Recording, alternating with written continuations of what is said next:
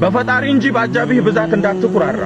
ምክንያቱም ከቦልት ይፈጥናል ሰው ከጎን ሲርቅ ሲጥል መከራ። ዕውቀት ሰፍቶ ስብዕና ቢያምር በሺዎች ተከባ ዓለምን ብትዞር የወደክለት ምንም አታውቅም። አምነ ተቀበል አንዳንዱ ወዳጅ አብሮ ይቆማል ሥራ ስታቆም።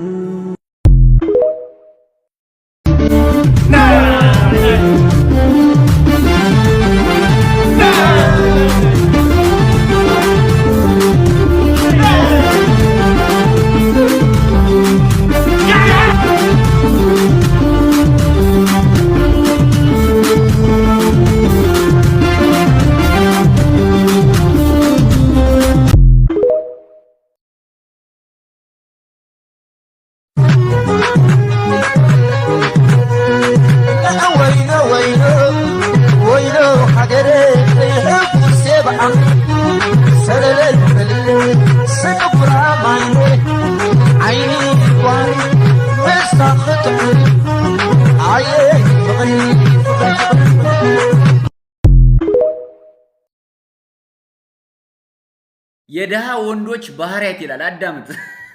የደሃ ወንድ ባህሪያት አንደኛ ሁልጊዜም የማይተገብሩትን ሐሳብ ቁጭ ብሎ ያስባሉ ያቅዳሉ። ሆኖም ከማሰብ ይልቅ ተጨባጭ የሆነ ለውጥ ለማምጣት ወደ ለውጥ መንገዶች አይገቡም፣ ሰበበኞች ናቸው ይላል። ሁለተኛ በዕጣ ፈንታና በእድል ያምናሉ። በነገራችን ላይ ዕጣ ፈንታና እድል ብለው የሚያምኑ ሰዎች በምድር ላይ እጅግ ያልሰለጠኑ አስተሳሰብ አራማጆች ስለሆኑ በኢትዮጵያ በኢኮኖሚ ደሃ ወንዶች ዋነኛ መገለጫ ነው። ዕጣ ፈንታዬ ነው፣ እድሌ ነው፣ በቃ የተጻፈልኝ ነው በሚል አስተሳሰብ የሚጓዙ ናቸው። ሶስተኛ ብዙ ሰዓቶቻቸውን በቤተ እምነት ያባክናሉ። እነኚህ ወንዶች የደህንነት ህይወታቸውን መርሳት የሚችሉት በየመስጊዱና በየቤተክርስቲያኑ በጸሎት ተጥደው ይመስላቸዋል። ኢትዮጵያ ውስጥ ሰዎች ለደህንነታቸው መፍትሄ የሚመስላቸው በቤተ እምነቶች እየሄዱ ማልቀስ፣ እንደ የሰሙትን ቃል እንደ ጅል ደጋግሞ በመስማት ራሳቸውን በደህንነት አስረው ያልፋሉ እና ደሃ ወንዶች በሱስና በቤተ እምነት ብዙ ጊዜ ጆን ያቃጥላሉ ይላል። አራተኛ ጥቅስ በየቤታቸው ሞልቷል። እሱ እውነት ነው። ይህም ያልፋል፣ የትዕግስት ፍሬዋ ጣፋጭ ነው፣ ከኔ አትራቅ የሚሉ የመሳሰሉትን በመለጠፍ ራሳቸውን ያጃጅላሉ። አምስተኛ ምንም ሳይዙ አፈቀርኩኝ ብለው ይሟዘዛሉ።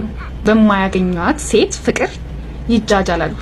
የምር እኮ እኔ አላልኩም፣ መጽሐፉ ነው ያለው። ከ98% 67% የገንዘብ ድሃ እንደሆነ ይሞታል ይላል።